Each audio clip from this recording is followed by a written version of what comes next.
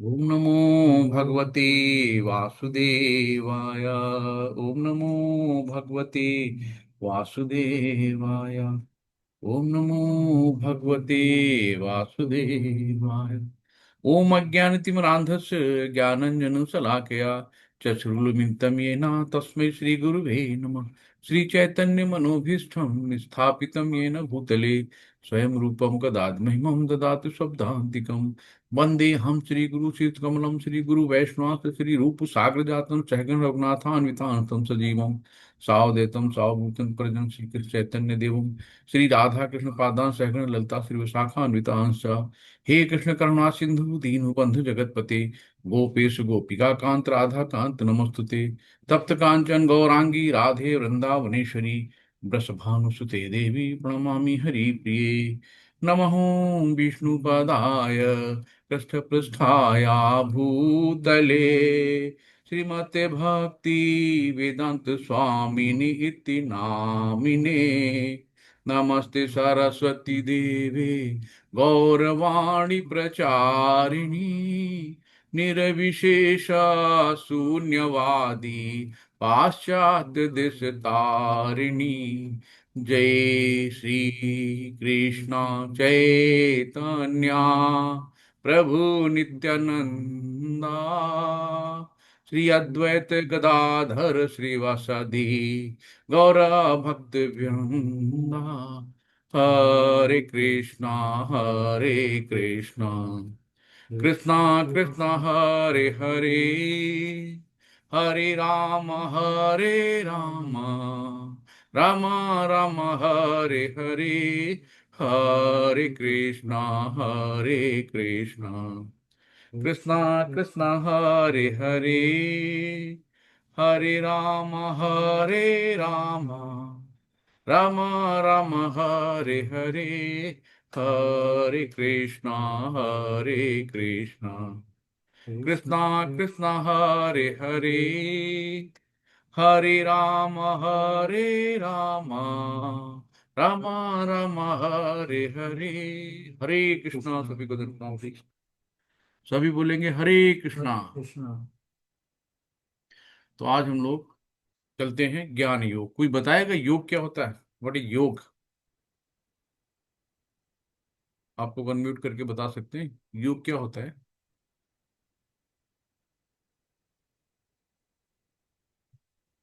हरे कृष्णा, किसी को पता है योग क्या होता है? योग को साधना बोल। पर्व जी। जी साधना। और कोई बताएगा?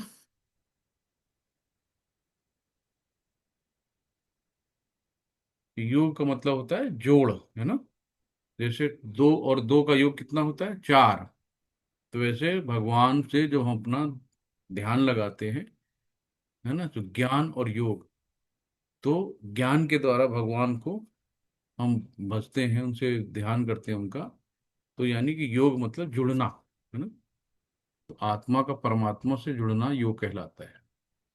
यहाँ पे हम देख रहे हैं कि श्रीमद् भगवत गीता यथावत, है ना? यथावत मतलब एज इट इज, जैसे भगवान के मुख से निकली है, उसमें कोई भी टीका टिप्पणी ना करके, संशोधन अलग से ना करके, तोड़ मरोड़ ना करके, जैसे भगवान ने कहा है, तो यहाँ पे शिल प्रभुपाद जी ने उसको एज इट इज भगवान की वाणी रखी है, उसको अपने सरल शब्दों में बताया है।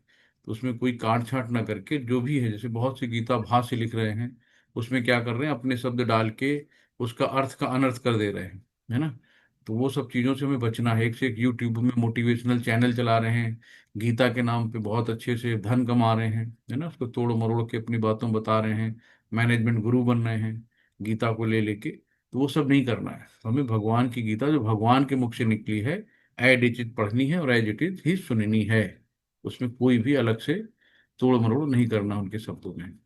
तो ये श्रीमद् भगवत गीता जिसके पास ना हो, वो कहीं भी ऑनलाइन भी मंगवा सकते हैं, और या कहीं अगल बगल इस्कॉन टेम्पल हो वहां से परचेज भी कर सकते हैं। तो सबके घर में एक भगवान की पुस्तक रहनी चाहिए, है ना? एक बुक नहीं है, स्वयं भगवान है ना? तो आप स्वयं भगवान को अपने घर पे लेके आते हैं। तो इसलिए हर घर में गीता होनी चाहिए, और रहने के लिए नहीं, उसको पढ़ना भी चाहिए।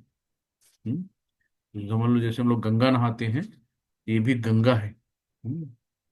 तो अब यहाँ पे भगवान जो है गीता का इतिहास बता रहे हैं कि भगवत गीता का इतिहास क्या है। तो पहला श्लोक है, श्री भगवान उवाच इमं विश्वते योगं प्रोक्तवानम् अव्ययम् विश्वान्मनवे प्राह मनुरिक्ष्वा कवे ब्रवीत। तो श्री भगवान ने कहा कि मैंने इस, अगर तो जो अमर योग विद्या है ना, जिसका कभी नष्ट नहीं होता है, उसको अमर कहते हैं, मैंने इस अमर योग विद्या का उपदेश सूर्यदेव विश्वान को दिया। तो सबसे पहले किसको दिया? सूर्यदेव। तो विश्वान को दिया, और विश्वान ने मनुष्यों के पिता मनु को उपदेश दिया, और मनु ने इसका उपदेश इक्ष्वाक को दिया। तो एक प्रणाली होती है ना कि जैसे बाबा ने पिताजी को दिया, पिताजी ने पुत्र को दिया, पुत्र ने अपने पुत्र को दिया, इस तरीके से इसको कहते हैं परंपरागत प्रणाली। तो ऐसे ही धीरे धीरे जो विद्या है ऊपर से नीचे क्रमबद्ध तरीके से आई। तो देखो भगवान यहाँ पे उपदेश दे रहे हैं विश्वान को, विश्वान ने फिर आगे इक्ष्वाक को दिया, इक्ष्वाक जो है आगे जो है ये रघुकुल, उसके जो रामचंद्र जी का कुल था उसी कुल के वंशज थे। तो ये आगे धीरे धीरे बढ़ाते गए इसको। सेकंड श्लोक है, एवं परंपरा प्राप्तिम इदम राजर्षि विदु सकाले नेहि महता योगो नष्ट परंतपः। तो परंपरा प्राप्तिम है ना, तो यहाँ राजर्षि विदु कहा गया है कि पहले राज ऋषियों को विद्या दिया गया थी। राज ऋषि, राजा और ऋषि लगा दिया था साथ में। तो कल हम बता रहे थे हम लोग कि जो 50 साल के ऊपर जब होता है ना 51, तो कितने बड़े भी राजा होते थे अपना सारा राजपाट छोड़कर जंगल चले जाते थे, है ना, जैसे राजा भरत की कहानी हम लोग कल सुन रहे थे। तो होता क्या है कि जहां 51 लगता सारा मोह छोड़ देते थे, 1 मिनट में पति पत्नी धन दौलत बच्चे सबको त्याग के, सारा जो खजाना सेना सब कुछ छोड़ के देश अपना, तो 2 वस्त्र में कमंडल लेके बाहर निकल जाते थे। इसीलिए इनको ऋषि भी कहा जाता था। तो इस प्रकार कहा गया है कि इस प्रकार यह परम विज्ञान गुरु परंपरा द्वारा प्राप्त किया गया है ना। तो गुरु परंपरा वही कि एक दूसरे को आगे आगे जो है प्रोवाइड करते चले गए। और राज ऋषियों ने इसी विधि को, तो जब जो राजा जैसे करता था, जो राजा करता था जनता उसको फॉलो करती थी ना। तो जो राजा अगर अच्छा है और अच्छे आचार विचार वाला है तो जनता भी उसका अनुसरण करती है, वैसी बनती है ना। घर पे अगर माँ बाप अच्छे स्वभाव के हैं, अगर माँ बाप सुबह जल्दी उठ जाते हैं, माँ बाप अपना पुस्तक पढ़ रहे हैं, माँ बाप अगर भजन पूजा कर रहे हैं, तो बच्चे उनके साथ उन्हीं को फॉलो करते हैं, अपने माँ बाप की तरह बनना चाहते हैं ना। किंतु कालक्रम में यह परंपरा छिन्न हो गई। तो हुआ क्या, बीच बीच में बहुत सी चीजें आई, बहुत से कोई, जैसे अभी रिसेंटली ले लो तो कहीं वो अंग्रेज आ गए, कहीं मुगल आ गए, सबने अपनी अपनी चीजें लाद दी, कोई अलग अलग धर्म के आ गए। तो बीच में चीजें ऐसी आती गई कि पूरा पूरा नष्ट हो जाता था। फिर कोई न कोई ऐसी चीजें आती थी, फिर भगवान उनको पुनर्जीवित करते थे। तो मतलब ये है कि ये परंपरा, ये सब चीजें, विद्या बहुत पुरानी है, नई नहीं है, लेकिन बीच बीच में लुप्त हो जाती थी। तो फिर इसको यथावत फिर भगवान लेके आते थे। यह विज्ञान यथा रूप में लुप्त हो गया लगता है ना। तो कभी कभी बीच में ऐसे होता है ना कि प्रलय आ गई, कुछ ऐसा हो गया, सबको नष्ट हो गया, भगवान इसको पुनः लेके आते हैं। अब देखो यहाँ पे क्या है कि जो 4 प्रणाली है ना। तो पहली जो है लॉर्ड ब्रह्मा, लॉर्ड ब्रह्मा जो परंपरागत प्रणाली है, जहां से आप सीधे भगवत धाम पहुंच सकते हैं। अल्टीमेट वहां पहुंचना कहाँ है? कृष्ण के पास, भले किसी रूप में जाओ, है ना। दूसरी प्रणाली है श्री लक्ष्मी जी की, तीसरी है लॉर्ड शिवा, और चौथी है 4 कुमार।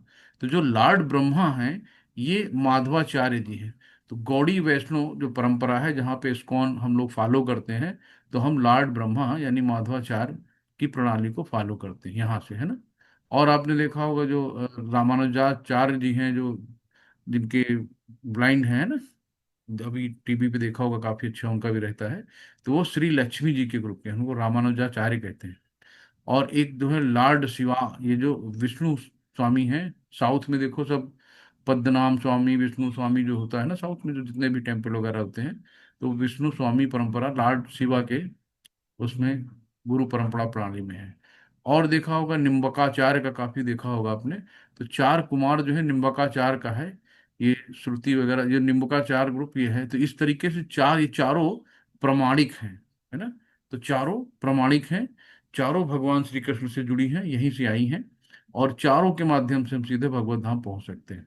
तो हम लोग यहाँ पे लॉर्ड ब्रह्मा और माध्वाचार्य परंपरा प्रणाली से हैं।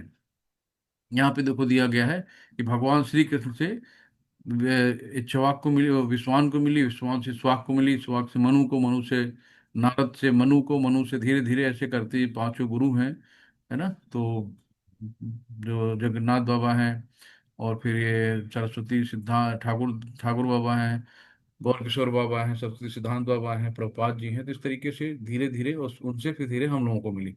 तो इस तरीके से परंपरागत प्रणाली से ये विद्या चलती चली आ रही है। अब यहाँ पे भगवान कहते हैं कि ये हम और तुम समकालीन हैं। तो भगवान, ये अर्जुन कहते हैं कि पर कैसे आप मेरे समकालीन हो? आप तो मेरे साथ के हो, और आप बता रहे हो कि हमने 12 लाख साल पहले गीता का ज्ञान दिया, सूर्य को, विश्वान को दिया, इनको दिया। आप तो मेरे साथ गुरुकुल में पढ़े लिखे हो, हम लोग साथ खेले हैं, और ये कैसे हो सकता है? भगवान कहते हैं कि हमारे तुम्हारे अनेक जन्म हुए हैं, है ना, लेकिन मुझे हर जन्म का याद है। भगवान भगवान है, उनको सब जन्मों का याद है। लेकिन अर्जुन और हम लोगों को पिछले जन्म का नहीं याद। हम पिछले जन्म में क्या थे, अनेक जन्मों की बात छोड़ो, कि पिछले जन्म में हम क्या थे, कुत्ता बिल्ली गाय भैंस बकरी क्या थे, नहीं पता। हम्म। लेकिन भगवान को सारे जन्मों की चीजें याद हैं। इसलिए अर्जुन का ये सवाल है। अब यहाँ पे देखो, मृत्यु क्या है? मृत्यु ब्रह्मा जी की भी होती है। ब्रह्मा जी भी इस मृत्यु से बचे नहीं है। ब्रह्मा जी की भी आयु 100 साल होती है ना। तो एक जीवन जो 100 साल का हम लोगों का भी होता है, वो बात अलग कि आजकल हम लोग इतना पॉल्यूशन, इतना रेडिएशन, इतना जो मन में गंदगी भरी है, तन में गंदगी भरी है, सोच अच्छी नहीं है ना।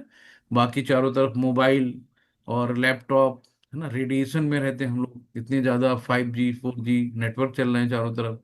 एयर पोल्यूशन है, वाटर पोल्यूशन है, खाना पीना जो भी सब्जी साग जो भी हम लोग खाते हैं सब में पोल्यूशन है ना। तो कितना भी हम लोग चारों तरफ से जहर ले रहे हैं ना, कोई कहीं भी चीजों से हम शुद्ध नहीं है। न शुद्ध हवा है, न शुद्ध पानी है, न शुद्ध वातावरण है, और ना ही शुद्ध मानसिकता है। मानसिकता भी बहुत गंदी है। तो जैसे हम लोग नहा लेते हैं, नहा लिया, शरीर स्वच्छ हो गया, बहुत ज्यादा घर पे झाड़ू पोछा लगा ली, घर स्वच्छ हो गया, लेकिन मन के अंदर का जो मैल है वो कैसे जाएगा, है ना। तो मन के अंदर का मैल जो है, उसको कैसे हम लोग निकालेंगे? अध्यात्म से, है ना। तो अध्यात्म रूपी जो साबुन है, उसको जब हम लगाएंगे तो हमारे मन का मैल निकलेगा। तो इसलिए मन को साफ करना बहुत जरूरी है। ऊपर से साबुन पानी से नहा के शरीर तो स्वच्छ हो गया, लेकिन मन को कौन साफ करेगा? इसलिए हमें अध्यात्म रूपी साबुन लगाना, यानी कि भक्तों के संग रहना है ना। मंदिर जाना है, विग्रह की पूजा करनी है, मंदिर की सेवा करनी है, एक आध घंटे अपने जो ये गीता है, भागवतम है, इनका पाठ करना है। तो इस तरीके से पूजा पाठ करनी है, तो हमारा मन साफ होगा। अब यहाँ पे आप देखो कि ये दिख रहा है ना सब लोगों को, छोटा है दिखेगा, और बड़ा कर दें थोड़ा सा। तो इसमें ये दिखाया गया है कि छोटे में कट रहा है। ये देखिए कलयुग है, तो कलयुग का आयु कितनी है? 4,32,000 साल। सबसे नीचे देखिए, राइट साइड में नीचे है ना। तो कलयुग की आयु कितनी है? 4,32,000 साल। कलयुग के बाद क्या आया? द्वापर युग। तो द्वापर युग कलयुग को हम मल्टीप्लाई करेंगे 2 से। तो अगर हम 2 से मल्टीप्लाई करेंगे, तो ये देखिए यहाँ 43 है ना, डबल कर देंगे तो यहाँ पे 46 हो जाएगा। 56। ठीक है, 86। तो 86, तो यहाँ पे देखो, इसका जस्ट दुगना हो गया द्वापर। अब कलयुग को हम 3 से मल्टीप्लाई करेंगे, है ना। देखो 4 3 12। तो जब कलयुग को हम 3 से मल्टीप्लाई करेंगे तो त्रेता युग आ जाएगा। और जब हम कलयुग को 4 से मल्टीप्लाई करेंगे तो सतयुग आ जाएगा। तो इस तरीके से आप कलयुग की, अगर आपको एज पता है कि कलयुग की आयु 4,32,000 है, तो हम किसी युग की एज निकाल सकते हैं। कलयुग से मल्टीप्लाई 2 का किया, द्वापर आया। कलयुग से मल्टीप्लाई 3 का किया, त्रेता आ गया। कलयुग से मल्टीप्लाई 4 का किया तो सतयुग आ गया। अब यहाँ पे जो दो युग हैं, जैसे सतयुग, कलयुग और द्वापर को मिलाया तो ये सांध्या, ये आ गया। लेकिन अगर हम चारों को मिलाते हैं तो 4 युग मिलके बनता है एक दिव्य युग। तो एक दिव्य युग की आयु होती है 4.32 मिलियन ईयर। तो 4 युग मिलके एक दिव्य युग बनाते हैं, है ना। अब इसी तरह जो दिव्य युग हैं, यानी कि 71 दिव्य युग, 71 दिव्य युग अगर मिलते हैं, तब बनता है एक मनवंतर। तो पहले युग हो गए, चारों युग को मिला के बन गया दिव्य युग। और 71 दिव्य युग यानी 71 दिव्य युग ऐसे बनेंगे, तब बनेगा एक मनवंतर। और अब क्या है कि अब ऐसे ही 14 मनवंतर और 5 संध्यार जो है 15 संध्यार, तो ये मिलके बनता है एक कल्प। तो एक कल्प मतलब ब्रह्मा जी का एक दिन, है ना। तो ब्रह्मा जी का एक दिन मतलब, अब दिन और इतनी बड़ी रात होती है, जैसे 24 घंटे लेते हैं ना, कि एक दिन 12 घंटे का, तो 12 घंटे की रात भी होती है। तो कल्प जो होता है ब्रह्मा जी का एक दिन होता है। अब ब्रह्मा जी की जो उम्र होती है, लाइफ कितनी हो गई, तो अब यहाँ पे देखिए कि यानी कि 36,000 कल्प, है ना, एक कल्प इतना बड़ा हो गया। तो ऐसे ही 36,000 कल्प बराबर ब्रह्मा जी का एक दिन होता है। और इतनी ही रातें मिलाते हैं तो ब्रह्मा जी का आयु मुख की गणना होती है, यानी कि 100 दिन ब्रह्मा जी के ऐसे होते हैं। तो कितनी लंबी कैलकुलेशन है, ये आगे दिखाया गया है कि ब्रह्मा जी इस समय कितने साल के हो गए, 50 साल के हो गए हैं। ब्रह्मा जी को 50 साल हो गए हैं। तो ये 4,32,000 कलयुग का मिलाया गया, ×10 × 1,000 ×2, और ये 360 दिन, जो 365 दिन होते हैं ना, तो इनको 360 दिन कर लिया गया है, यानी कि दिन और रात नहीं मिला के, और ×50, तो इतना आ गया। इसमें और 6 मनवंतर खत्म हो चुके हैं, यानी कितने और जोड़ दिए गए हैं। और 4 युग के 27 चक्र भी खत्म हो चुके, 27 × 4,32,000, है ना। तो 18,51.4285 मिलियन में हमने ये और एक जोड़ दिया गया, 116.640 मिलियन ईयर। अब यही सत यानी कि अब इस समय क्या चल रहा है, कलयुग चल रहा है। तो सतयुग, त्रेता, द्वापर और कलयुग शुरू है। कलयुग के एक 5,117 साल बीत चुके हैं। तो इतना 3.888 मिलियन इसमें और ऐड कर दिया गया। कलयुग का कितना समय बीता है, 5,117 साल। अभी कलयुग की उम्र कितनी है, 4,32,000 साल। तो 4,32,000 साल में 5,117 साल केवल अभी बीते हैं। अभी सोचिए कितना लंबा कलयुग है। तो ब्रह्मा का जीवन, ये सब मिला के इतना लंबा जीवन ब्रह्मा का है। तो सारा ऐड कर दिया गया तो 1.155.522 ट्रिलियन ईयर। तो इतना लंबा ब्रह्मा जी का ईयर होता है, यानी कि हम लोगों का 1,00,000 साल बराबर ब्रह्मा का 1 सेकंड होता है। तो मनु का जीवन क्या है, मनु का जीवन बताया गया है कि 4 युगों के 27 चक्र जो होते हैं ये, फिर सतयुग, त्रेता, द्वापर मिला दिया, इसी में और ऐड कर दिया। फिर कलयुग जो समय बीत चुका है 5,117 साल, ये ऐड कर दिया गया। ये सब मिला के टोटल मनु का जीवन 120.5331 मिलियन ईयर। तो ये स्वीकार करते हुए कि मनु के जन्म से पहले गीता का ज्ञान भगवान ने उनके शिष्य सूर्य देवता वेस्वान को दिया था। तो गीता को 1,200,000,000 साल पहले वेस्वान को दिया गया। बताओ, इससे पुराना कोई धर्म है?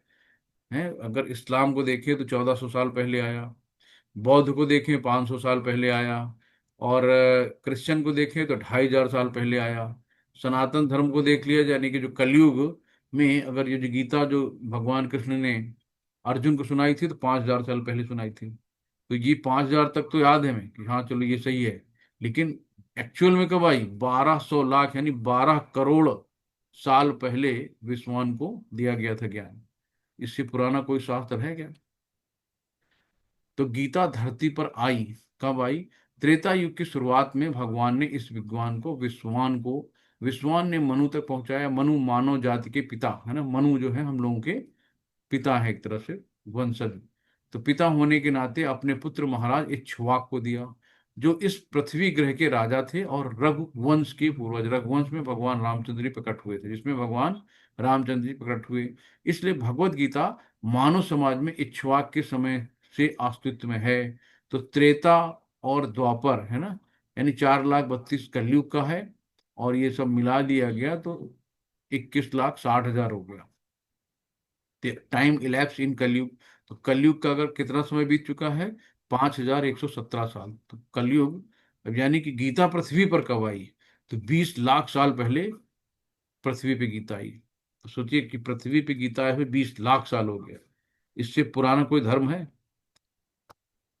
तो ब्रह्मा का एक दिन, है ना, एक दिन 8,640,000 यानी कितना ब्रह्मा का एक दिन होता है। यही ब्रह्मा का 1 घंटा इतना 360, और 6 टाइम 0 ईयर।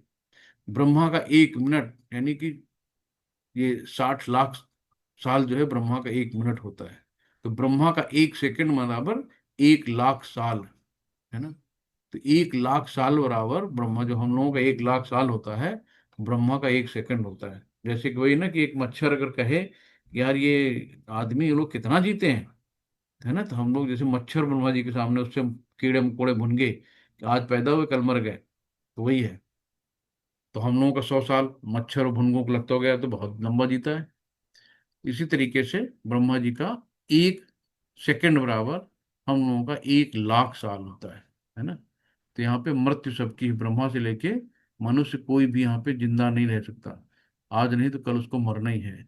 तो देखिए जो परंपरागत प्रणाली है ना, तो कृष्ण ने ब्रह्मा को ज्ञान दिया, ब्रह्मा ने नारद को दिया, नारद ने व्यास को दिया, व्यास ने माधवा को दिया, और इसे जो है पद्मनाभम को दिया, फिर नरहरि को दिया, माधवा को दिया, अक्षोभ्या को दिया, जया तीर्थ को दिया। इस तरीके से धीरे धीरे धीरे धीरे चलते और यहाँ पे आ गए हैं जो 20वें नंबर पे मानवेंद्रपुरी। तो जहाँ से धीरे धीरे हम लोग जिनको जानते हैं मानवेंद्रपुरी के बारे में कहानियां हम लोग सुनते हैं, है ना। तो ये है ईश्वरापुरी या नित्यानंद जो प्रभु जी है, अद्वैत जो पार्षद महाप्रभु जी के थे, जो कल हम लोग बात कर रहे थे, जय श्री कृष्णा चैतन्य प्रभु नित्यानंदा श्री अद्वैत गदाधर श्री वसति गौर भक्त वृंदा। तो ये नित्यानंद अद्वैत जी हैं। लॉर्ड चैतन्य प्रभु आए, तो लॉर्ड चैतन्य जो प्रभु महाप्रभु हैं, इनके गुरु कौन है, नित्यानंद जी हैं, है ना। फिर उसके बाद स्वरूप सनातन आए, रूपा, और फिर जो है रघुनाथ जी आए। इसी तरीके से और नीचे नीचे आते आते फिर हम लोग जो 5 देखा होगा इस्कॉन टेम्पल में, 5 गुरुओं को रखा जाता है एक लाइन से। तो इसकी तरह से कौन है, श्रीला जगन्नाथ दास बाबा जी महाराज हैं, है ना।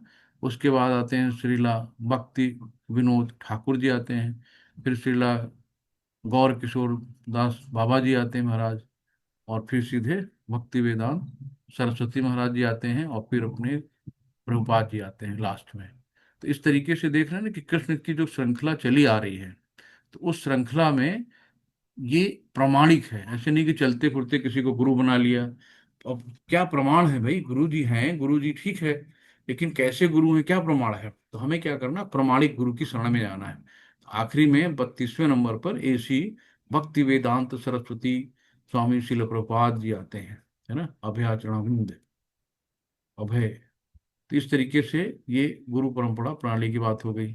अब कृष्ण का अवतरण कैसे होता है, कृष्ण का क्यों आते हैं, कृष्ण मतलब अवतरित होते हैं, यानी जन्म नहीं लेते, पैदा नहीं होते हैं, अवतरित होते हैं। अवतरित का मतलब ऊपर से नीचे उतरना, है ना, अवतरण होता है उनका, अवतरण, और यानी अवतार लेते हैं, अवतार लेते हैं, ऊपर से नीचे अपने को विस्तार करके आते हैं। तो जैसे कि ये देखो दिखाया गया है, जब आ, देवकी मैया और वसुदेव जी जेल में बंद थे कंस की, तो वहां भगवान आए चतुर्भुज रूप में, तो चतुर्भुज विष्णु के रूप में आ गए, अवतरित हो गए। तो वसुदेव जी देवकी जी बोले कि हम आपको बालक कैसे मान लें, तो आप तो मतलब बालक रूप में आइए। तो भगवान ने अपने को बाल रूप में तुरंत चेंज किया। तो सिर्फ देखो यहाँ से विष्णु से बाल रूप में आ गए। फिर बाल रूप में आए, फिर भगवान ने कहा कि ऐसा करो, हमको मथुरा में छोड़ाओ, वहां पे बेटी को लेके यहाँ जाओ और हमको वहां छोड़ाओ। ये सब लीलाएं आप लोगों को पता है। तो ये भी भगवान विष्णु, इन्होंने जन्म नहीं लिया देवकी के कोख से, है ना। तो देवकी के कोख से जन्म जो हुआ वो तो माया थी। जब कंस ने उसको पकड़ा तो उड़ गई, उसने भविष्यवाणी कर दी कि, तो ये सब चीजें, तो ये जो जब यहाँ पे पता चला, तो वहाँ जो माया रूप में जन्मी थी वो यहाँ आ गई, और ये कृष्ण जी वहां चले गए। तो ये है। तो यहाँ पे आता है अजो अपि सन वे आत्मा भूतानामीश्वरो अपि सन प्रकृतिम स्वामिधिष्ठाया संभवाम यात्म मायया। शील प्रभुपाद की जय। यद्यप मैं अजन्मा तथा अविनाशी हूँ, और यद्यप मैं समस्त जीवों का स्वामी हूँ, तो भी प्रत्येक युग में मैं अपने आदि दिव्य रूप में प्रकट होता हूँ। ये बता रहे हैं भगवान अपने दिव्य रूप में है, भगवान का भौतिक रूप नहीं है, भगवान का दिव्य रूप है ना। भगवान दिव्य रूप में प्रकट होते हैं। कोई पढ़ना चाहेगा, हरे कृष्ण, तात्पर्य कोई पढ़ना चाहेगा।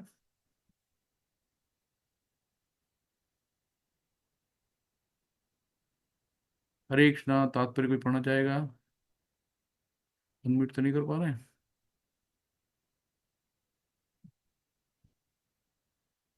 चलिए मैं ही पढ़ता हूँ। तात्पर्य श्रील प्रभुपाद की जय। भगवान सामान्य जीव की भांति शरीर परिवर्तन नहीं करते हैं ना। जैसे कि सामान्य जीव क्या होता है, पहले पैदा होता है, फिर धीरे धीरे बड़ा होता है, फिर अपने जैसे कुछ प्रोडक्ट करते हैं, फिर उसके बाद बूढ़े होने लगते हैं, फिर धीरे धीरे उनके शरीर की क्षय हो जाती है, मृत्यु हो जाती है, शरीर फिर खत्म हो जाता है। लेकिन आत्मा क्या है, आत्मा अमर रहती है, आत्मा कभी नहीं मरती। आत्मा फिर जाके नए शरीर में प्रवेश करती है। नया शरीर उनके जन्म, जो अगला जन्म होता है, उनके कर्म के आधार पे, उनकी इच्छा और कर्म जो होती हैं उनके आधार पे उनको नया जन्म मिलता है। तो इस तरीके से भगवान का कोई जन्म भगवान नहीं लेते, किसी गर्भ से भगवान पैदा नहीं होते हैं। भगवान अवतरित होते हैं, है ना। इसलिए भगवान के शरीर का कोई परिवर्तन नहीं होता। भगवान का शरीर दिव्य है। दिव्य मतलब आध्यात्मिक है। भगवान का शरीर भौतिक नहीं है। भगवान अपने किसी भी अंग से कोई कार्य कर सकते हैं।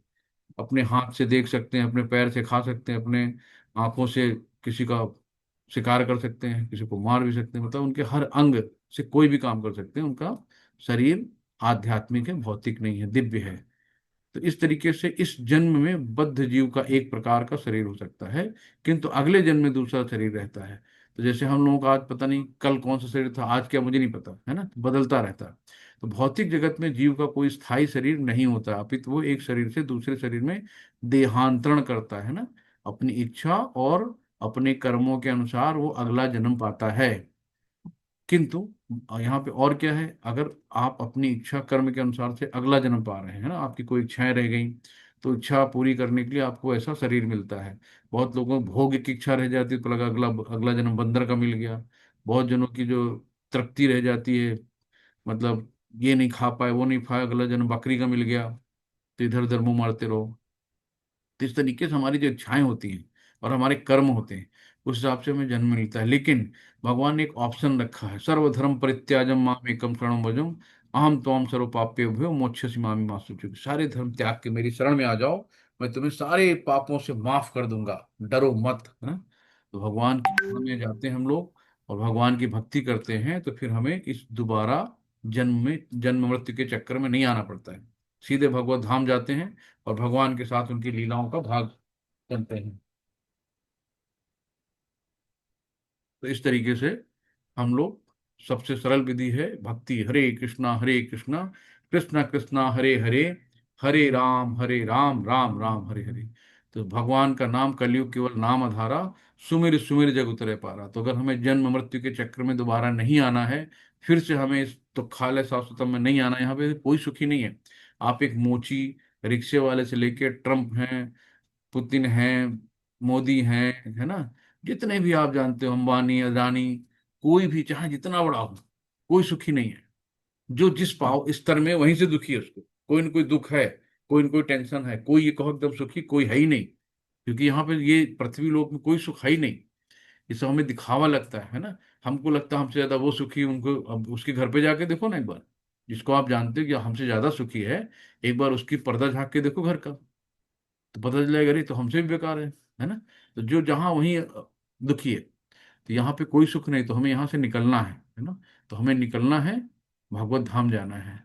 तो भौतिक जगत में कोई चिर स्थायी नहीं है, अपितु वो एक शरीर से दूसरे शरीर में देहांतरण करता है। किंतु भगवान ऐसा नहीं करते। भगवान ऐसा, भगवान का शरीर दिव्य है।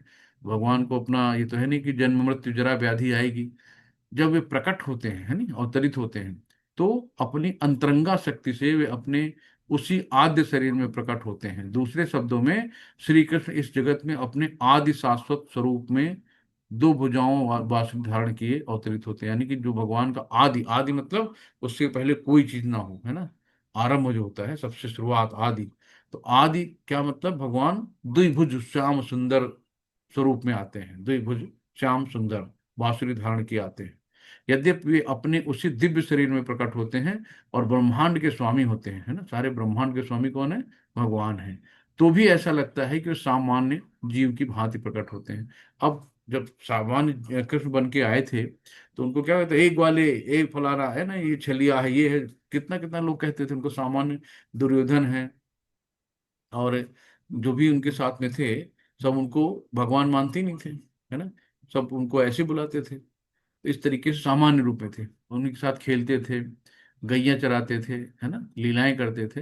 तो ऐसा लगता है कि सामान्य जीव के रूप में प्रकट हो रहे हैं और ब्रह्मांड के स्वामी होते हैं। यद्यपि उनका शरीर भौतिक शरीर की भांति क्षीण नहीं होता, जैसे हम लोगों को भौतिक शरीर है ना, तो क्या होता है, बचपन होता है, अब हमको हैप्पी बर्थडे मनाते हैं, है ना, हैप्पी बर्थडे मनाते हैं कि एक एक साल कम हो रहा है उम्र का, धीरे धीरे बैड डे हो रहा है, यानी कि हम लोग मृत्यु की तरफ जा रहे हैं। भाई एक लिमिटेड समय है, 60 साल, 70 साल, 80 साल, एक एक साल हमारी उम्र में कम हो रहा है ना, तो हम लोग बड़ी खुशी मनाते हैं, चलो भाई हैप्पी बर्थडे आ गया। तो ये है, हम लोगों का शरीर क्षीण हो रहा है। पहले देखो बचपन में क्या ग्लोनेस थी चेहरे पे, फिर धीरे धीरे जवान हुए, फिर धीरे धीरे बुढ़ापे में झुर्रियां आने लगेंगी शरीर पे, शरीर क्षीण होता जाएगा, फिर एकदम हड्डियां बचेंगी, फिर आखिरी में प्राण निकल जाएंगे, तो राम नाम सत्य हो जाएगा। तो ये हम लोगों का शरीर होता है, लेकिन भगवान के शरीर में भौतिक ये कोई भी क्षीण नहीं होता है, कोई परिवर्तन नहीं होते। भगवान जो है अपनी जो बाल जो किशोरावस्था है ना, उसके आगे जाते ही नहीं है। भगवान कृष्ण बालपन से कुमारावस्था तथा कुमारावस्था से तरुणावस्था प्राप्त करते हैं, किंतु आश्चर्य तो यह है कि वो कभी युवावस्था से आगे नहीं जाते। तो युवावस्था से आगे मतलब गए नहीं, यानी कि 16 से 18 साल के आगे उनकी उम्र बढ़ती ही नहीं है, वहीं की वहीं रुके रहते हैं। ये भगवान की बात है।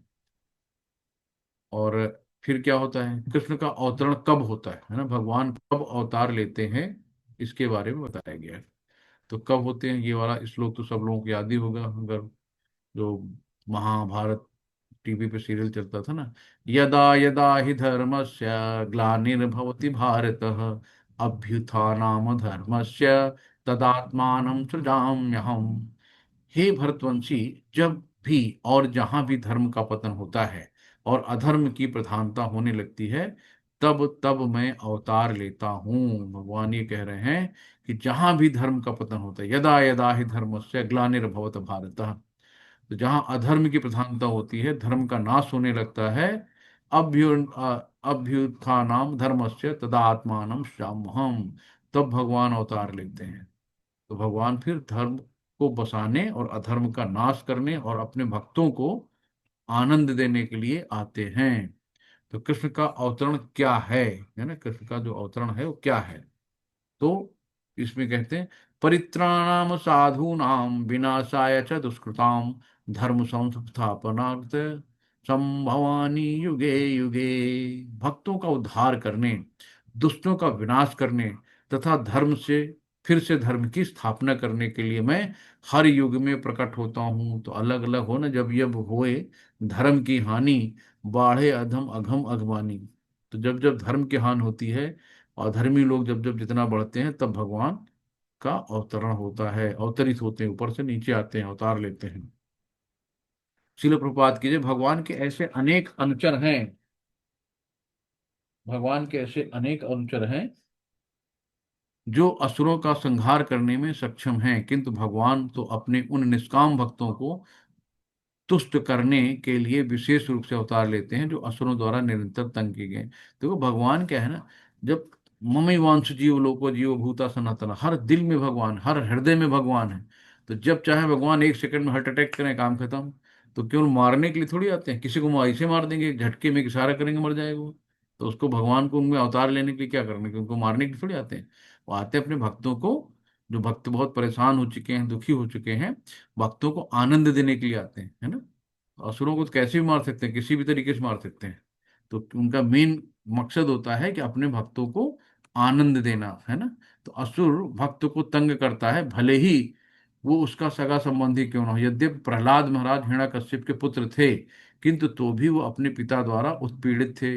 इसी प्रकार कृष्ण की माता देवकी यद्यपि कंस की बहन थी, किंतु उन्हें तथा उनके पति वासुदेव को इसलिए दंडित किया गया था क्योंकि उनसे कृष्ण को जन्म लेना था, है ना।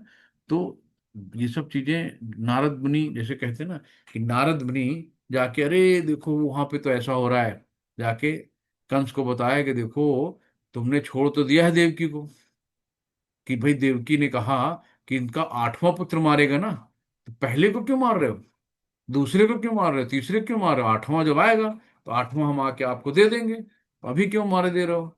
तो कंस मान गया था कि ठीक है भाई, 8वें पुत्र का भविष्यवाणी हुई है, तो जब 8वां पुत्र हो तो वसुदेव जी क्योंकि बहुत ईमानदार नेक थे, अपने वचन के पक्के थे, तो उन्होंने मान लिया कि वसुदेव ने कहा है कि हम आठवां पुत्र आपके सुपुर्द कर देंगे।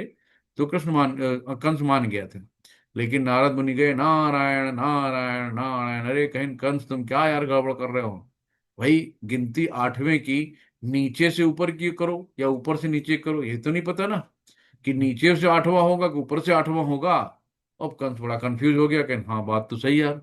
तो फिर हो जा भाई, अब नारद मुनि का क्या मकसद था कि कंस और क्रूर बने, और ज्यादा जघन्य पाप करे। जितना ज्यादा पाप करेगा भगवान उतनी जल्दी अवतरित होंगे। तो नारद का मकसद होता था कि जल्दी से भगवान अवतार लें और भक्तों को आनंद दें। तो लोग नारद मुनि कहते हैं तो इधर के उधर करते थे, है ना। ऐसा नहीं, नारद जी सबसे श्रेष्ठ भक्त हैं, सबसे बहुत करीबी, कहीं भी जा सकते हैं भगवान के दरबार में बिना नॉक किए। उनको किसी से इजाजत नहीं लेनी पड़ती है ना, इतने महान है नारद मुनि। तो क्योंकि उनको कृष्ण से जन्म लेना था, तो भगवान कृष्ण मुख्यतः देवकी के उद्धार करने के लिए, है ना। तो देवकी का उद्धार करने के लिए भगवान आए, ये कि नहीं कंस को मारने के लिए नहीं आए थे। तो जो इतना उनको सताया गया था, इतना उनको प्रताड़ित किया गया था, तो देवकी का उद्धार करने के लिए प्रकट हुए, कंस को मारने के लिए नहीं। किंतु ये दोनों कार्य एक साथ संपन्न हो गए। अतः ये कहा जाता है कि भगवान भक्त का उद्धार करने तथा दुष्ट असुरों का संहार करने के लिए विभिन्न अवतार लेते हैं। हरि बोल। तो भगवान हमेशा अपने भक्तों को खुश करने के लिए आते हैं, है ना। अब क्या है कि ये कहा गया है।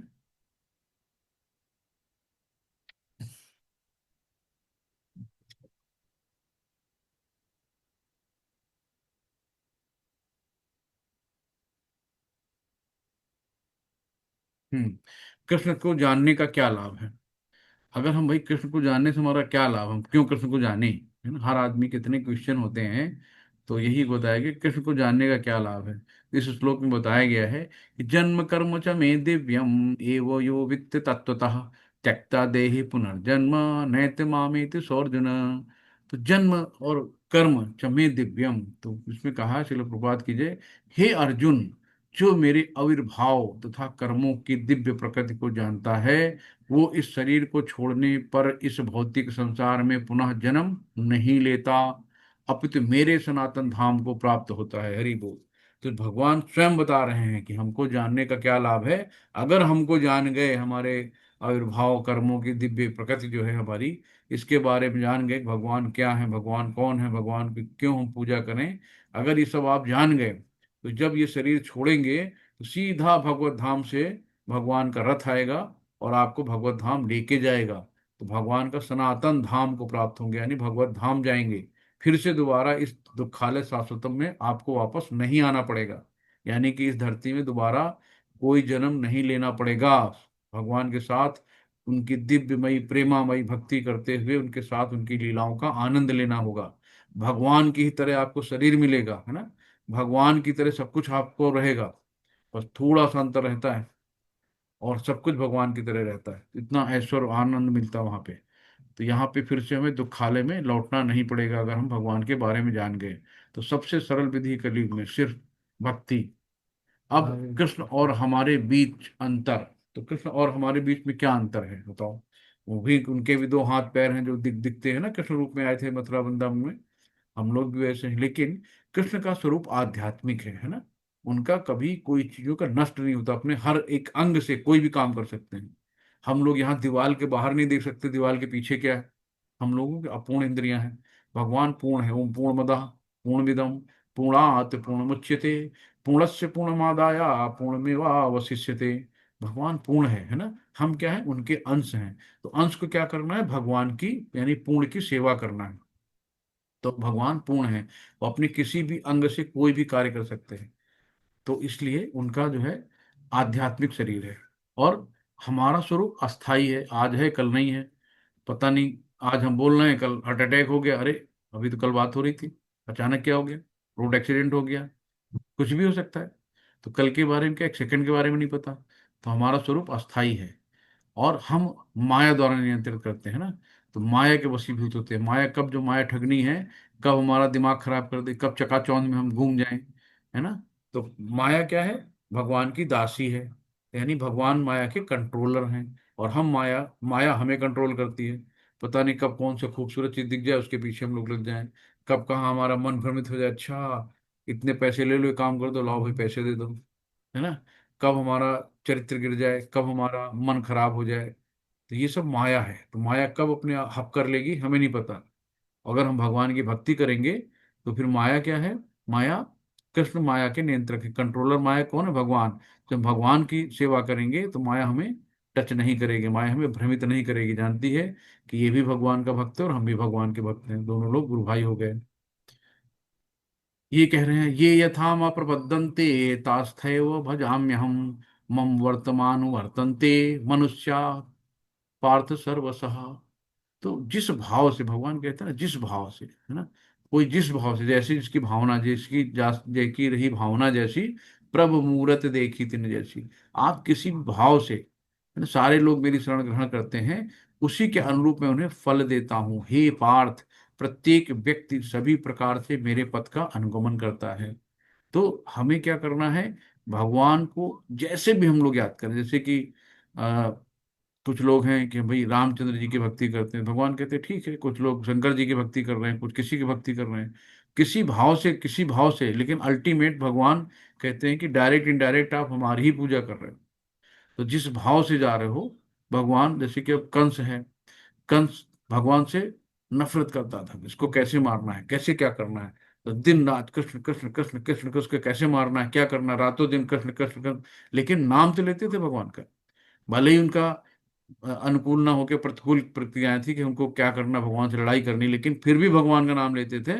और फिर भी भगवान ने उनका, जो भगवान के हाथों से मारता है, मारा जाता है, उसका उद्धार होता है। फिर भी भगवान ने उनको अपने हाथ से मार के उद्धार किया उनका। तो भगवान का नाम लेना है ना, दवाई है। दवाई, माँ बच्चे को गले में पैर रख के जबरदस्ती चम्मच से ठोक देती है, ले पी, तो बुखार उतरता है कि नहीं उतरता है? तो हमें क्या करना है? नाम लेना है, कैसे भी भगवान का नाम लेना है। तो वो हमें वही दवा काम करेगी। बुखार की दवा माँ ने पिला दी, बच्चा रो रहा है, एक थप्पड़ मार के पिलाई, कैसे पिलाई, पी गया ना, बुखार चला गया। तो हमें नाम लेना है, कैसे भी, सोते जगते उठते, मन लग रहा नहीं लग रहा, धीरे धीरे लगना शुरू हो जाएगा। आप शुरू तो करो, एक माला शुरू करो, धीरे धीरे 2 माले पे आओगे, 4 माले पे आओगे, 8 पे आओगे, फिर धीरे धीरे अपने आप कब 16 हो जाएगी नहीं पता। शुरू में आपको बड़ा कठिन लगता है, अरे यार इतनी बड़ी माला, इतना बड़ा मंत्र कैसे होगा, है ना। लोग 64 64 माला करते हैं, तो एक माला में हम लोग उब जाते हैं। तो धीरे धीरे जब प्रयास करेंगे ना, जब आप इच्छा जाहिर करेंगे, भगवान आपको ऐसी शक्ति प्रदान करेंगे, वैसे आपका मन बनाएंगे कि आप वहां तक पहुंच सको। तो ये कहते हैं कि जिस भाव से सारे लोग मेरी शरण ग्रहण करते हैं, उसी के अनुरूप मैं उन्हें फल देता हूं। हे पार्थ, प्रत्येक व्यक्ति सभी प्रकार से मेरे पथ का अनुगमन करते हैं। तात्पर्य शिला प्रपात की जय। कोई एक भक्त कृष्ण को परम स्वामी के रूप में चाह सकता है, दूसरा अपने सखा के रूप में, तीसरा अपने पुत्र के रूप में, और चौथा अपने प्रेमी के रूप में। कृष्ण सभी भक्तों को समान रूप से उनके प्रेम की प्रगाढ़ता के रूप में अनुसार फल देते हैं। कोई देखो, भगवान को कहते हैं ना कि हम लड्डू गोपाल है, मेरा लल्ला है, मेरा बउआ है, मेरा बच्चू है, मेरा दादू है ना, अलग अलग प्यार करते हैं। कोई उनको सखा मान लेता है, कोई उनको अपना पुत्र मान लेता है, कोई उनको अपना प्रेमी मान लेता है कि हम भाई कृष्ण से हमने शादी कर ली है, कृष्ण के, हम कृष्ण के अलावा मेरा कुछ नहीं है ना। तो अलग अलग भाव से, जिस भाव से हम भजते हैं, भगवान उसी रूप में आते हैं। तो आप अपने अंदर देखो कि आपके अंदर भगवान के प्रति कौन सा भाव है। सखा का भाव है, प्रेमी का भाव है ना, दास का भाव है ना, किस तरह का भाव है आपके अंदर, मातृत्व है। तो जो भाव आएगा अपने अंदर से, उस भाव से हम भगवान को भजेंगे, है ना। तो जबरदस्ती नहीं करना, आपके अंदर खुद भाव प्रकट होंगे भगवान के। तो ये है। और यहाँ पे आता है कि इस संसार में मनुष्य सकाम कर्मों से सिद्धि चाहते हैं। सकाम कर्म यानी कि जो विधि विधानों से, मतलब शास्त्रों में निहित हैं और अपने स्वार्थ के लिए किए जाते हैं। तो इस संसार में मनुष्य सकाम कर्मों में सिद्धि चाहते हैं, फलस्वरूप वे देवताओं की पूजा करते हैं। देवताओं से कहते हैं, भाई भोले बाबा हमें अच्छा वर दे दो, भोले बाबा हमें धन दे दो, बजरंग बली हमें पावर दे दो, सरस्वती माँ विद्या दे दो, लक्ष्मी जी हमें धन दे दो। सब अलग अलग देवी देवताओं को अपने स्वार्थ के लिए, अपने उसके लिए पूजा करते हैं। फलस्वरूप देवताओं की पूजा करते हैं। निसंदेह इस संसार में मनुष्यों को सकाम कर्म का फल शीघ्र प्राप्त होता है।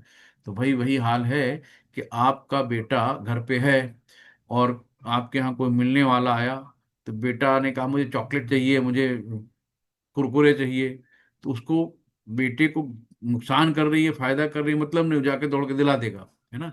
अंकल होंगे, जो कोई भी होगा जानने वाले। लेकिन अगर पिता को कहा जाएगा तो पिता सोच समझ के देंगे कि ये बच्चे के लिए फायदेमंद है, नुकसान वाली चीजें। ऐसे भगवान है, भगवान जानते हैं कि ये चीजें तुम्हारी आवश्यकता है या नहीं है। अगर है तो ये ले लो, नहीं है तो नहीं देते हैं। लेकिन चाचा ताऊ यार दोस्त, अरे ले लो तुरंत दे देते हैं। वैसे देवी देवता है, देवी देवता भी भगवान का निरंतर भजन जाप करते हैं, भगवान का निरंतर नाम लेते रहते हैं, भगवान की ध्यान में 24 घंटे अनवरत भगवान का सुमिरन करते हैं। हमेशा देखा होगा शंकर जी की मूर्ति, शंकर जी हमेशा आंखें पलक झपका के योग ध्यान किसका कर रहे हैं भाई।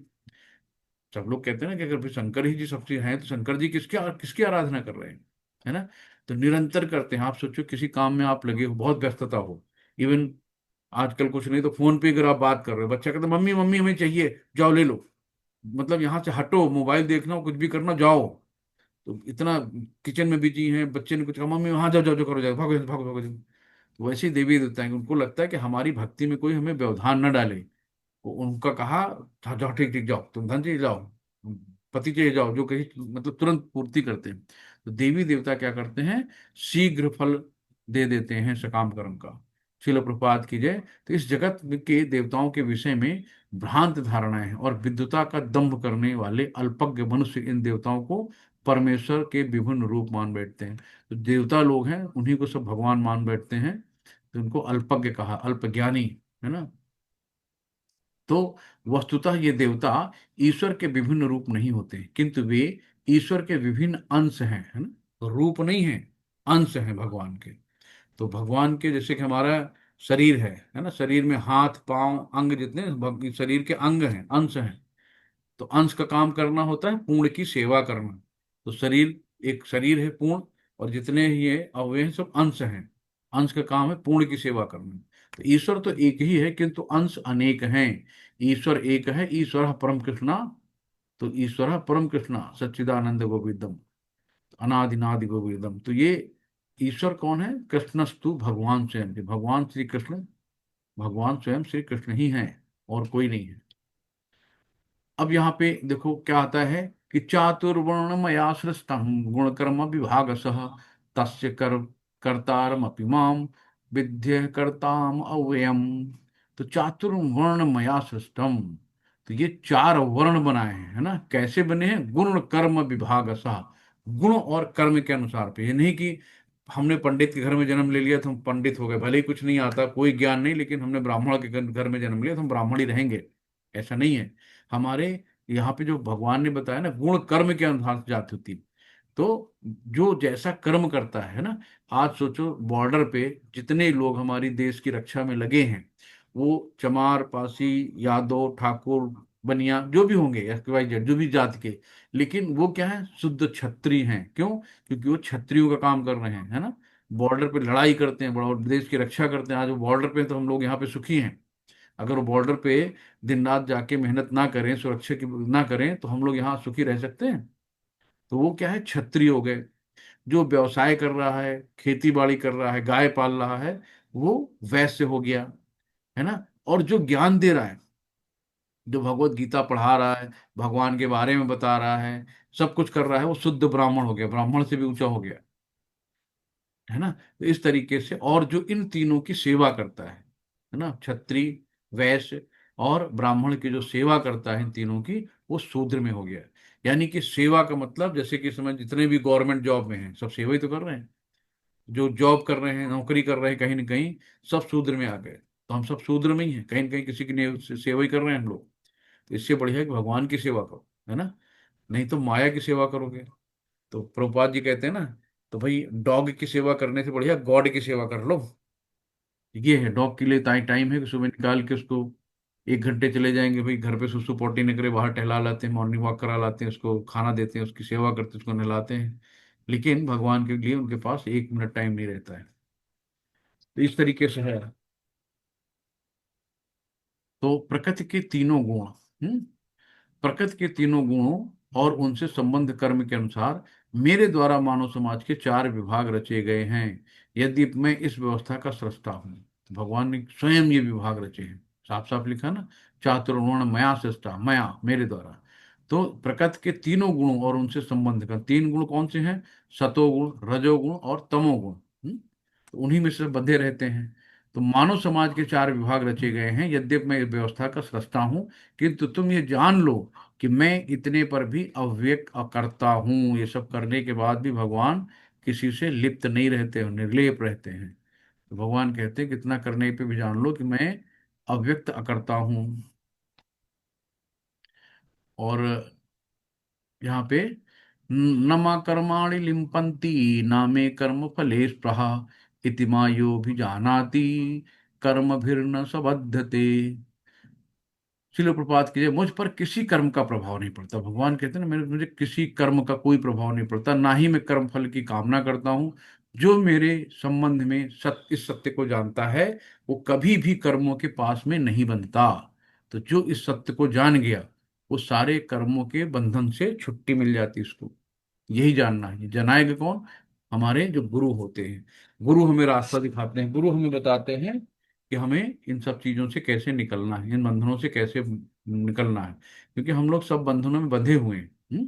गुरु एक मुक्त मुक्त आत्मा होते हैं, जिनके हाथ खुले हैं। जिनके हाथ खुले होंगे तो वही तो रस्सी खोलेंगे ना। हम लोग तो सब बंधे हुए हैं। तो प्राचीन काल में समस्त मुक्त आत्माओं ने मेरी दिव्य प्रकृति को जान करके ही कर्म किया था। तुम्हें चाहिए कि उनके पद चिन्हों का अनुसरण करते हुए अपने कर्तव्य का पालन करो। तो जो पहले लोग कर चुके हैं, जो हमारे महा पूर्वज में आए, जो गुरु लोग आए, है ना, जो मुक्त आत्माएं आई, साधु संत आए, तो हमें क्या करना है? उनके पद चिन्हों का अनुसरण करना है। उनकी जो जो उन्होंने किया वैसे ही करना है। तो साधु संगत शास्त्रों के द्वारा जो हम सीखते हैं, वही हमें करना है। जो लोग लिख के गए हैं, उसी को सत्य मानते हुए उनके अनुसार हमें आगे बढ़ना है। तात्पर्य शिला प्रपात कीजिए, मनुष्यों की दो श्रेणियां हैं। कुछ के मनों में दूषित विचार भरे रहते हैं, और कुछ भौतिक दृष्टि से स्वतंत्र होते हैं, है ना। कुछ लोगों के मन में राम बगल में छुरी, और मिल जाए राम तो कस के टूरी। तो ये हाल है कि मन में राम बगल में छुरी है। तो दूषित विचार वाले भी होते हैं, कुछ भौतिक दृष्टि से स्वतंत्र होते हैं। कृष्ण भावनामृत इन दोनों श्रेणियों के व्यक्तियों के लिए समान रूप से लाभदायक है। तो कृष्ण भावनामृत क्या है कि दोनों श्रेणियों के लिए। तो भगवान यहाँ पे सबको समान दृष्टि से देखते हैं। एक आतंकवादियों को भी वो बढ़िया मिष्ठान मेवा रस रबड़ी मलाई प्रोवाइड करते हैं, और एक भक्तों को भी देते हैं। किसी पे वो भेदभाव नहीं करते कि तुम आतंकवादी हो, तुम बहुत गंदे आदमी हो, तुम अच्छे हो, तुम फलाना हो। सबको भगवान एक दृष्टि से देखते हैं। जिनके मनों में दूषित विचार भरे हैं, उन्हें चाहिए कि भक्ति के अनुष्ठान का पालन करते हुए क्रमिक शुद्धिकरण के लिए कृष्ण भावनामृत को ग्रहण करें। और जिनके मन पहले से ही ऐसी अशुद्धियों से स्वच्छ हो चुके हैं, वे उसी कृष्ण भावनामृत में अग्रसर होते रहें, जिससे अन्य लोग उनके आदर्श कार्यों का अनुसरण कर सकें और लाभ उठा सकें। तो जिनका मन कल्मश भरा हुआ है, दूषित है, उनको क्या करना है? हरे कृष्णा कृष्णा कृष्णा हरे हरे, हरे राम राम राम हरे हरे, निरंतर मंत्र जाप करते रहिए। तो सारे मन का कल्मश दूर हो जाएगा, गंदगी सब बाहर निकल जाएगी, मन शांत हो जाएगा, और भगवान को आसानी से हम लोग पा सकते हैं। कर्मण्यो हि बोधव्यम बोधव्यम च विकर्मणः अकर्मणस्य च बोधव्यम गहना कर्मणो गति ही। कर्म की बारीकियों को समझना अत्यंत कठिन है। अतः मनुष्य को चाहिए को ठीक से जाने कि कर्म क्या है, विकर्म क्या है, और अकर्म क्या है ना।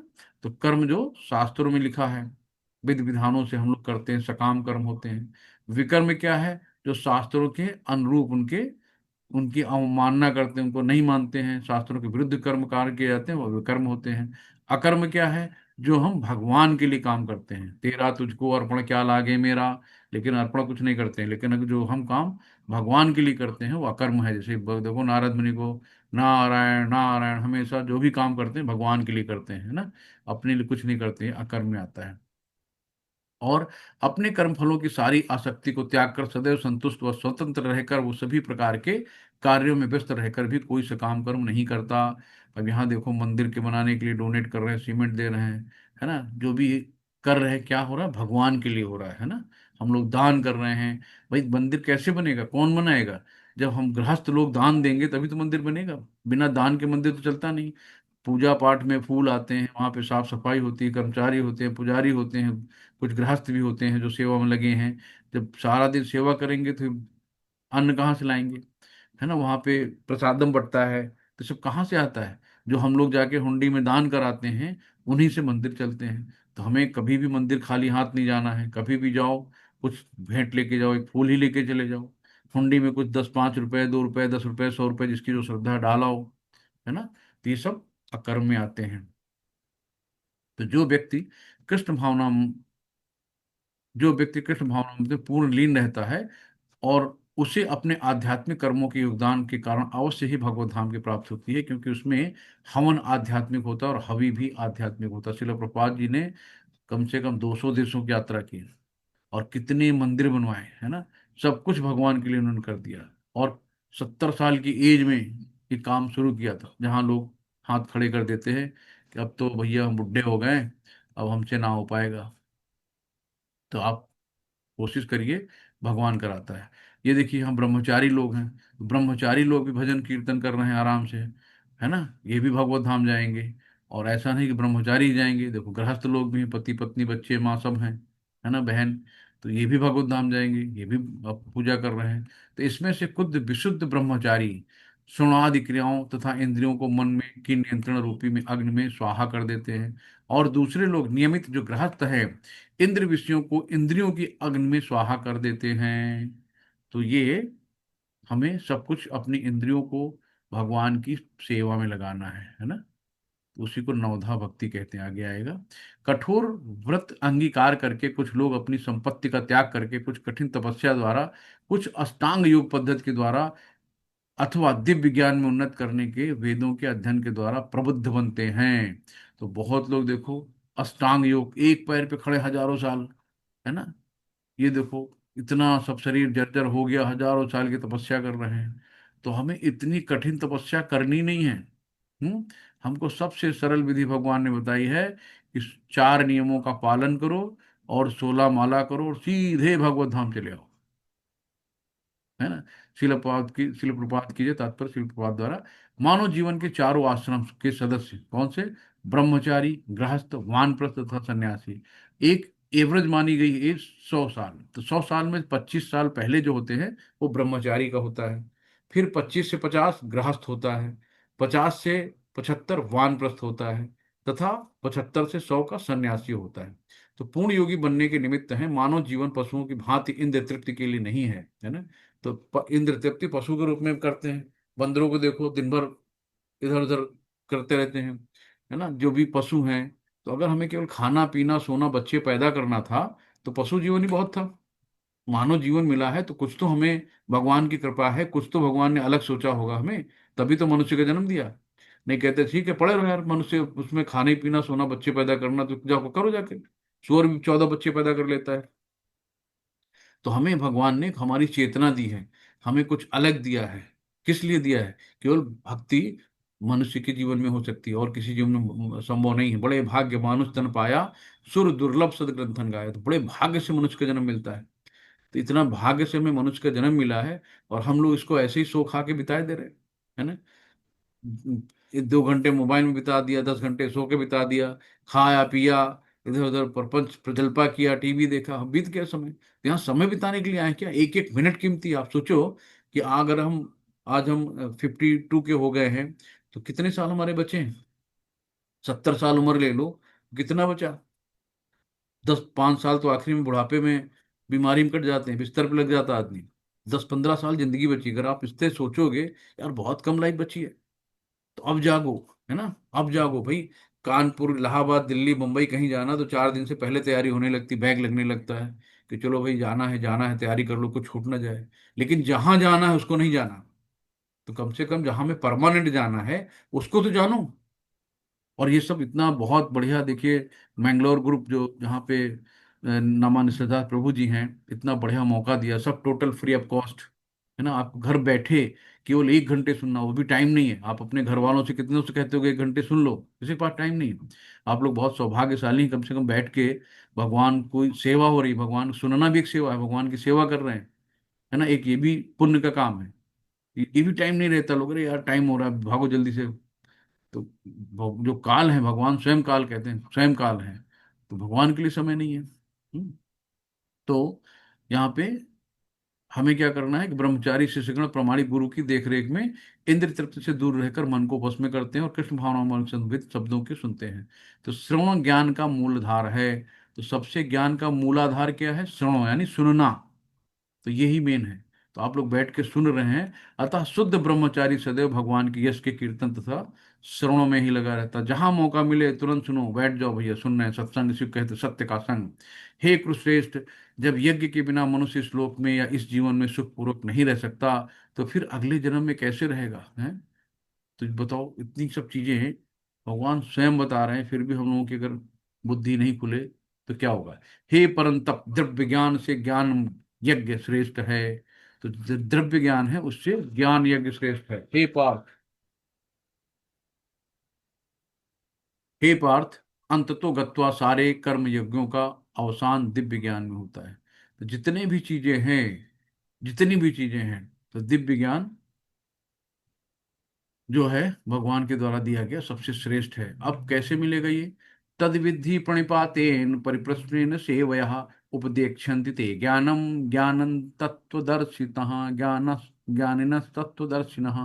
तो तुम गुरु के पास जाकर सत्य को जानने का प्रयास करो, है ना, गुरु के पास जाओ और सत्य को जानने का प्रयास करो। उनसे विनीत होकर उनसे अनुनय विनय करो, जिज्ञासा करो, है, उनकी सेवा करो। स्वरूप सिद्ध व्यक्ति तुम्हें ज्ञान प्रदान कर सकते हैं, तब स्वरूप सिद्ध व्यक्ति खुश होके तुम्हें ज्ञान प्रदान करेंगे, क्योंकि उन्होंने सत्य का दर्शन किया है। जो सत्य स्वरूप व्यक्ति होते हैं वो भगवान के दर्शन कर चुके होते हैं। वो तुम्हें ज्ञान देंगे, कैसे तुम भगवत धाम पहुंच सकते हो, भगवान के पास कैसे पहुंच सकते हो। यदि तुम्हें समस्त पापियों में भी सर्वाधिक पापी समझा जाए, तो भी तुम दिव्य ज्ञान रूपी नाव में स्थित होकर दुख के सागर को पार करने में समर्थ होगे। तो आप तो समस्त पापियों में सबसे ज्यादा पापी समझा जाए, तो भी तुम दिव्य ज्ञान रूपी नाव में स्थित होकर दुख के, दिव्य रूपी है ना, ज्ञान रूपी, तो जो दिव्य ज्ञान मिलता है ना, सारे पापों का भस्म कर देता, सारे पापों को नाश कर देता है, और दुख सागर को पार करने में समर्थ होगे। तो हमें कुछ भी होते हैं ना, भगवान कहते हैं अहम त्वाम सर्व पाप्य भ्यो, मैं तुम्हारे पाप, सारे पापों को नाश कर दूंगा, डरो मत, मोक्ष मामी महसुचू। तो जैसे प्रज्वलित अग्नि ईंधन को भस्म कर देती है, उसी तरह हे अर्जुन, ज्ञान रूपी अग्नि भौतिक कर्मों के समस्त फलों को जला देती है। तो ये ज्ञान रूपी अग्नि है, वो सब भौतिक कर्मों के फलों को जला देती है। तो इसलिए ज्ञान लो, ज्ञान कौन देंगे? गुरु देंगे।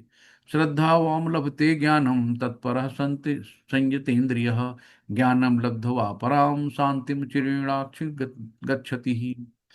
शिल प्रपात की जो श्रद्धालु दिव्य ज्ञान में समर्पित है और जिनसे इंद्रियों को वश में कर लिया है, वो इस ज्ञान को प्राप्त करने का अधिकारी है, और इसे प्राप्त करते ही वो तुरंत आध्यात्मिक शांति को प्राप्त हो जाता है। तो श्रद्धालु, है ना, श्रद्धा, जब तक श्रद्धा नहीं आएगी, भाव नहीं आएंगे, तब तक भक्ति कैसे होगी?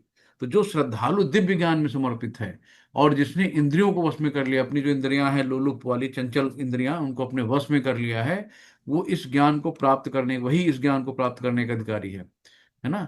और इसे प्राप्त करने से वो तुरंत आध्यात्मिक शांति को प्राप्त होता है। तो पूरा कैसे अपने आप को, मन को वश में करना है, कैसे, सो बताया भगवान ने। योग संन्यस्य कर्माणम ज्ञान संच्छिन्न संशयम आत्मवंतम न कर्माणि निबध्यन्ति धनंजय।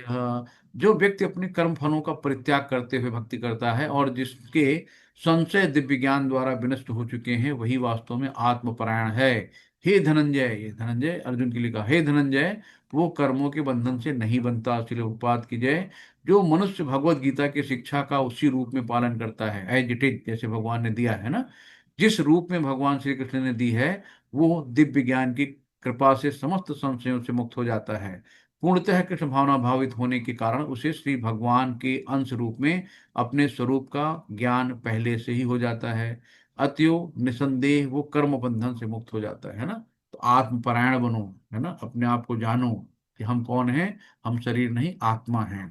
अतएव तुम्हारे हृदय में अज्ञान के कारण जो संशय उठे हैं, उन्हें ज्ञान रूपी शस्त्र से काट डालो। जितने भी शंका है, तो जब ज्ञान आ जाएगा ना, तो अपने आप सारी शंकाएं नष्ट हो जाएंगे, यानी ज्ञान रूपी शस्त्र से काट डालो।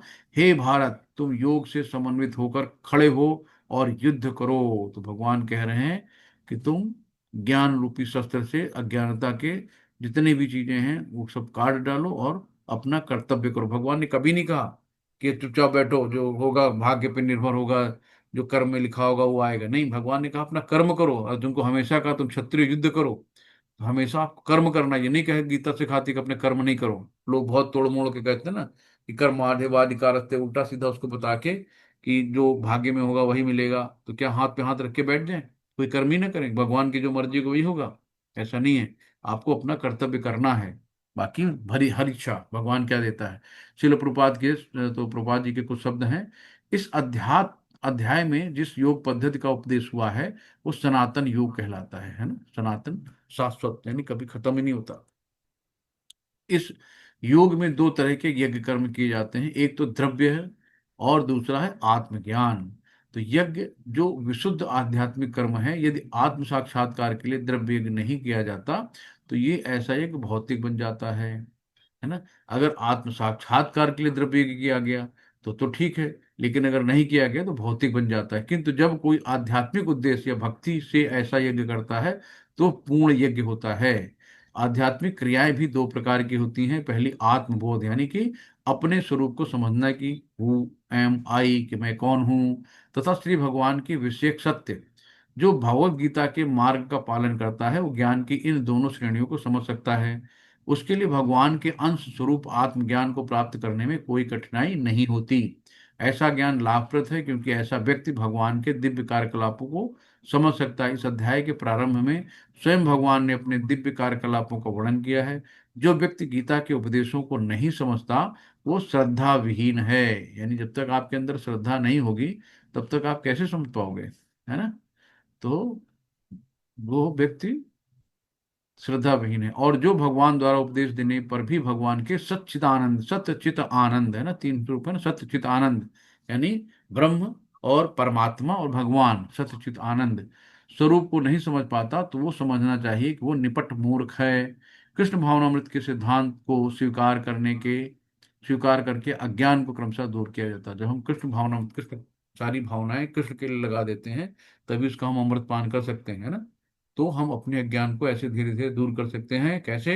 हरे कृष्णा कृष्णा कृष्णा हरे हरे, हरे राम राम राम हरे हरे। शिल प्रभुपाद की जय, गुरु महाराज जी की जय। ये चैप्टर इंड है। और कैसा लगा आज का चैप्टर? इसमें कुछ और संशोधन करना हो, कुछ मुझसे गलती हुई हो, उसको आप सुधार सकते हैं। और किसी का कोई क्वेश्चन हो तो आप पूछ सकते हैं। हरे कृष्णा।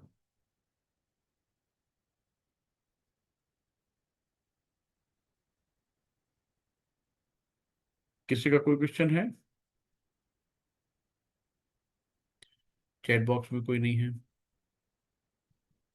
इसका मतलब क्वेश्चन तब होते हैं जब लोग प्रभु पढ़ाई जी। कर। हरे कृष्णा जी, माता जी बताइए। प्रभु जी, विकर्म और अकर्म मतलब क्या है, बता सकते हैं? हाँ माता जी, देखिए कर्म क्या होते हैं। कर्म तो हम लोग रोज ही करते हैं, है ना। नित्य कर्म जो होते हैं, जो शास्त्रों में है कि भाई अपने पति, अपने बच्चों की, अपने घर की देख रेख करना, सेवा करना, भगवान की सेवा करना है। तो जो विधि विधान से हम लोग नियत कर्म करते हैं वो सब कर्म होते हैं, है ना। लेकिन जो शास्त्रों से निहित यानी कि जो विरुद्ध होते हैं, जो गलत काम होते हैं जितने, वो विकर्म कहलाते हैं, है ना। वो माने शास्त्रों में उनका कहीं कोई वर्णन नहीं होता है, उनके विरुद्ध हम जो काम करते हैं वो विकर्म कहलाते हैं। और अकर्म क्या है कि तेरा तुझको अर्पण, जो भी हम काम करते हैं भगवान के लिए करते हैं। मंदिर में गए, सफाई कर दी, पोछा लगा दिया, झाड़ू लगा दी, मंदिर में जाके सेवा कराए जाके, वो सब क्या हुए? अकर्म हो गए। वो हमने अपने लिए नहीं करा, ना किसी के लिए, हमने भगवान के लिए किया। ये कर्म अकर्म हो गया। ठीक है माता जी? क्लियर माता जी? हरे कृष्णा। हरे कृष्ण प्रभु जी। हरे कृष्णा प्रभु, प्रणाम प्रभु, बताइए प्रभु। प्रभु जी, ज्ञान क्या है? ज्ञान जो ज्ञान हमें, क्या है? ज्ञान वही है कि हमें जो अंधेरे से उजाले की ओर ले जा रहा है। यानी कि हम अंधेरे में जी रहे हैं, हमें पता नहीं है कि क्या करना है क्या नहीं करना है, कैसे भगवान की भक्ति करनी है, कैसे हमें भगवत धाम जाना है। हमें कुछ नहीं पता, हम अंधेरे में हैं, है ना। तो हमें अंधेरे से उजाले की ओर ले जाते हैं गुरु। तो वही ज्ञान देते हैं, कैसे हमें भगवत भक्ति करनी है, कैसे हमें भगवत धाम जाना है, यही ज्ञान है। लौटने का वक्त हो जाता था। एक और खाली दिन, क्रैश के चलते उसके दो हरे बच्चे भी जा कृष्णा। चुके थे। टोपी पहनता ठीक है प्रभु जी। हरे कृष्ण प्रभु जी। जी प्रभु जी। जी। और किसी का क्वेश्चन? हरे कृष्ण प्रभु जी। हरे कृष्णा माता जी, बताइए माता जी, दान प्रणाम माता जी। प्रभु जी, मुझे ये पूछना था कि मुझे किसी ने पूछा कि मृत्यु क्या होता है, तो आप क्या माता जी? इस पे बताएं। मृत्यु। जी। मृत्यु माता जी क्या है? मृत्यु एक शाश्वत है। मृत्यु हमारी जो अ, एक देह से हम दूसरे देह में जाते हैं, तो वो मतलब जैसे कि एक शरीर को छोड़ के दूसरे शरीर में जाते हैं, वही मृत्यु है। कि मृत्यु का मतलब कि हमने अपने भौतिक शरीर को त्याग दिया है, अब नए शरीर पे हम जा रहे हैं।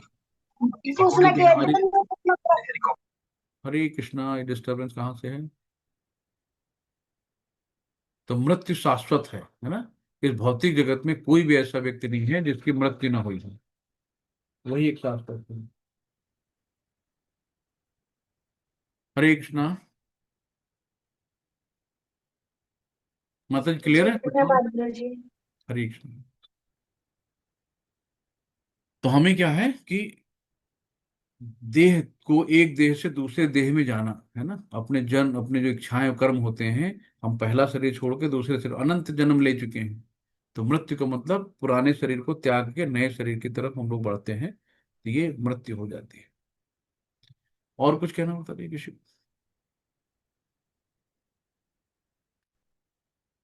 वाञ्छाकल्पतरुभ्यश्च कृपा सिंधु एव च पतितानां पावनेभ्यो वैष्णवेभ्यो नमो नमः।